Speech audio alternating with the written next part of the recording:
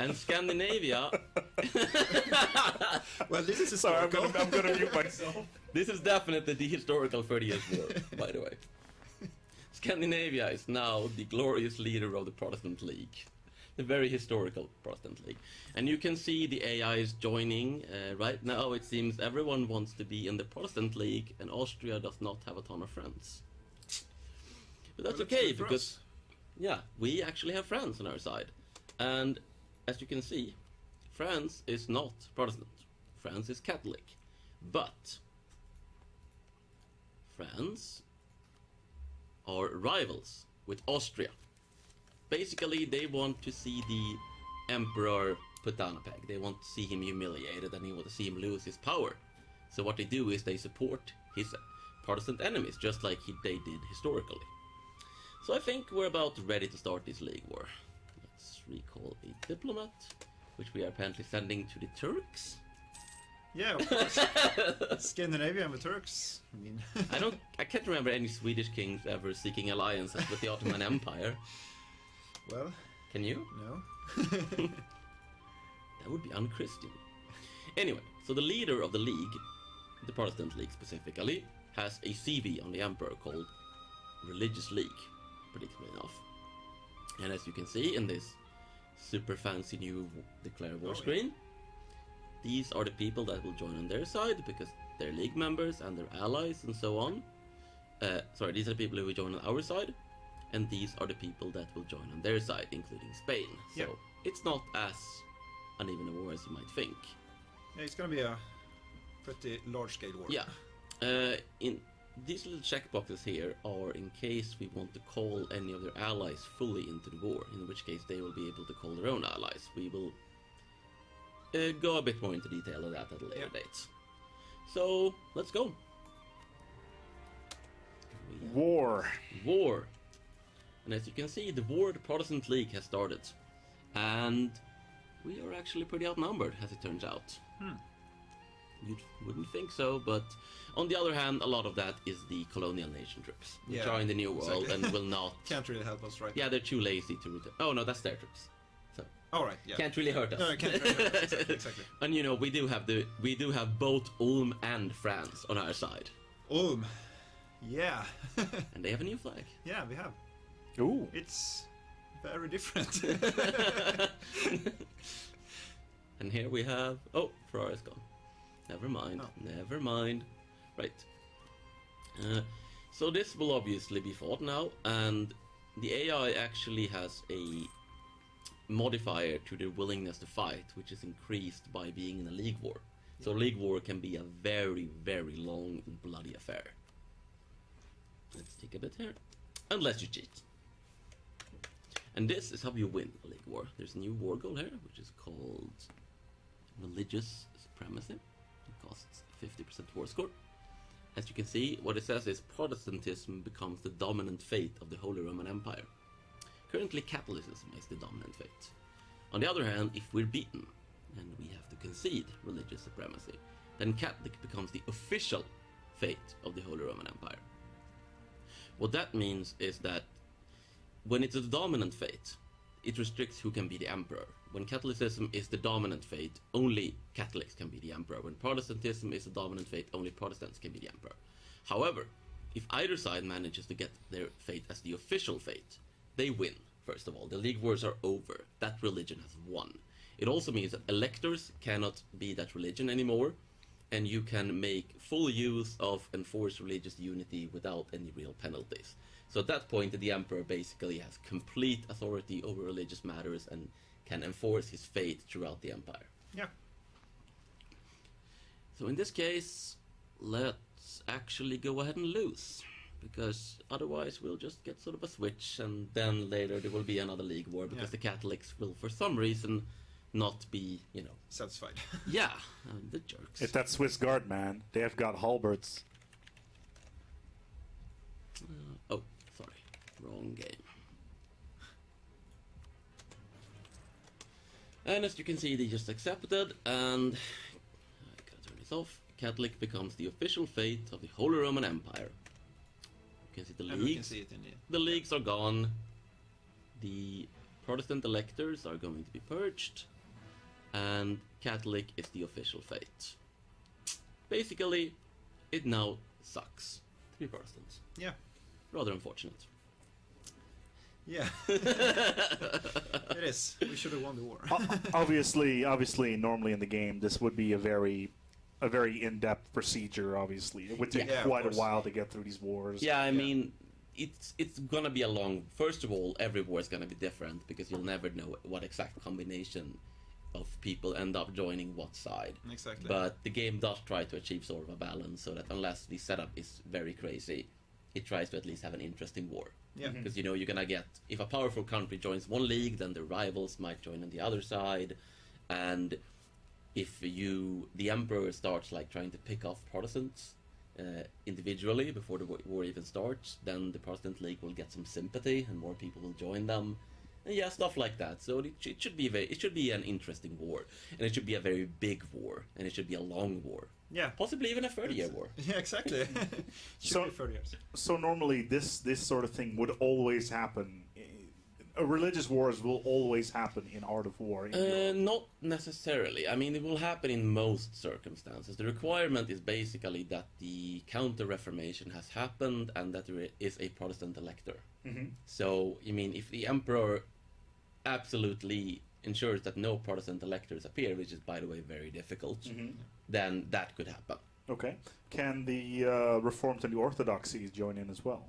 They can join, yes. Any religion can join, out as long as you're in Europe. So even Really? the Ottomans can jump in. Are you serious? Yeah. So basically, you can have Sunni controlling the HRE. Oh man, I can feel DDRJ There like were we're actu- rough, like holding his hand like, Yeah. for his pagan Holy Roman Empire.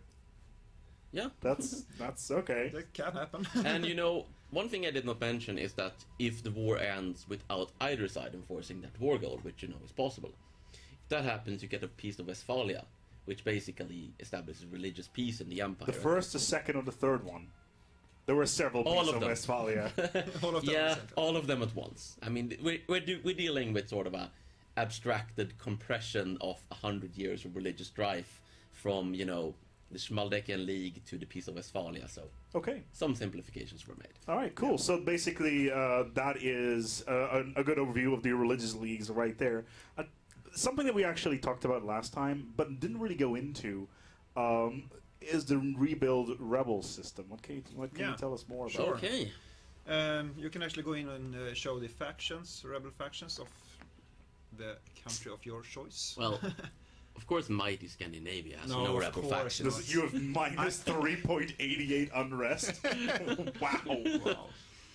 So yeah, while Martin searches for a country that actually has rebel factions, I can tell you that each country still have rebel factions as before, but each rebel faction has an uprising progress. And when that progress reaches 100%, you will actually get a uprising in your country where rebels of that faction will uprise and revolt, and you will have the. That's You not just what I tagged- meant to you do. tagged in Yeah, sorry. Well Okay. done. Oh, Commonwealth, yeah. Go on. And the things that makes this uprising progress tick up each month or so is you go through all the provinces, and each province has its own rebel faction in it, and you have an unrest value, which is more or like the old revolt risk value. And the higher that unrest value is, the more that faction's uprising progress will tick up each month. And so you will have to battle your unrest value in different provinces to keep your factions in game, or battling them down. And you Because also, if you don't care, you will get an uprising. Yeah. Rebels are rebels. So how's about we do this the quick way? yes, Oh, we just annexed Russia. And now we should have a little bit of revolt. we this. should have. Yes. Let's see, 68% unrest. 60. All right. That'll do the trick. I would not like. All right. So yeah, we have. Oh, that's that one. So now we can see we have a lot of rebel factions here, and you can see that they are on 15 or 10%, and you can actually see the percent ticking up Yep. each month. And if you Oh, sorry, that was not a great tooltip. no, to put that up. was not a good. Go on. But as you can see, the provinces that have like patriots, Russian patriots, or Crimean patriots, or something like that, the higher the unrest value in that province is, the more the Russian patriots' progress will tick up. And when they reach 100%, you will get rebel uprising in the provinces that support the Russian patriots. It's also worth noting that there is a way to deal with it. Yeah, Which is called harsh treatment. exactly. And as you know since before, we did harsh treatment on specific provinces, but now we do it on a rebel faction instead. So you spend military power as before, but now you actually spend it to lower the uprising progress of a faction. So I would say a little less micromanagement, because previously you had to go through all the provinces and battle the revolt risk. Yeah. And now you can actually like do harsh treatment on a faction instead. Yeah, so let's try that. Yeah. Do harsh treatment. Yep. And that lowers their uprising progress to 25%. Yeah. So now we can play without rebels a little bit. It's not gonna save our Commonwealth. You also No, it's just, just spend 375 military Yeah. points on harsh treatment. And Hey, I put off the inevitable by like a minute. exactly. Oh no! And how much it costs, of course, is scales with the size of the factions. Just a quick talk back about the League Wars still. If you have a Westphalian peace, can you still have a second round of League Wars afterwards? Let me just harsh treat with those peasants. If you have a what? Sorry. As soon as you reach the Westphalian peace. Oh no, the Westphalian peace ends it. It's the same. The only way you can have a second round of League Wars is if basically the opposing side wins, and then they become the dominant fate, and then if the guys who were defeated, the Catholics, want to try and take back the power, they can do another League War, and it can keep going that way until you either get a piece of Westphalia or one side decisively wins. Paradox ping pong in a more creative situation, I Yeah. guess. Yeah. Oh, cool. Okay, so we're about to get some Lithuanian nationalists here. I think. Yeah. I suspect we will get them at the end of the month. Let's take it easy. And you did talk about how you can battle the unrest value in the last stream, or did you? No, we No, actually right. did not touch on the rebels, aside from I the fact see. that we changed it. That's literally what we said. Okay. Wow. Okay.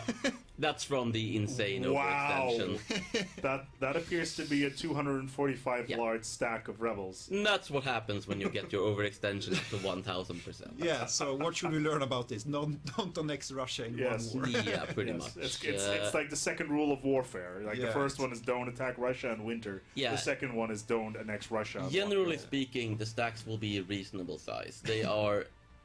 They will try to. They will revolt in a few consolidated stacks, but they will not be like larger than your force limit, the individual stacks. So the game doesn't just like go, oh hey, your force limit is 20. Here, let me give you a 50k 300. stack of rebels. Oh no, not 245 either. Yeah, exactly. Generally, this sort of thing you will only ever get if you're at this level of overextension, because having over 100% overextension actually increases how big rebels can be. Yes. Don't worry, guys. Just give him 6 months, and the stack will be dead anyway because of attrition. Not impossible. What is the? Oh. They're It's taking- August. It's August in Russia. I don't think they're gonna last very long. Yeah. So maybe we should show how to decrease the unrest value in You certain mean provinces. autonomy? Yeah. Right. So autonomy, I do believe we went over that last time actually. Yes, we talked about the autonomy But system. yeah, we can Exactly. just But mention that yeah. a way to handle unrest is to decrease autonomy. Exactly. Sorry, Or increase, increase, because- autonomy, but you give them more autonomy, they get slightly less mad. Exactly. And you have to choose what do you think Yeah. is the best thing to do. Another thing worth mentioning is actually that when you have a revolt in a province, you will get what's called a recent uprising, Yeah. which lowers the unrest in all of the provinces belonging to that rebel faction Yes. for 5 years by a very large amount. So that when you get one of these large revolts, you will not just immediately start taking up towards the next revolt. You will have beaten them. It will take time before they can find new peasants stupid enough to fight you. Yes. Yeah, and as you said, you will get this modified in all the provinces belonging to that faction. because Exactly, If you so- had 20 provinces belonging to Russia Patriots, you will not get 20 Yeah. uprising. You will get like as you how many can stacks, see, like 3 or something. this other Lithuanian province, which does not have any rebels, also got Yeah. recent uprisings. Yes.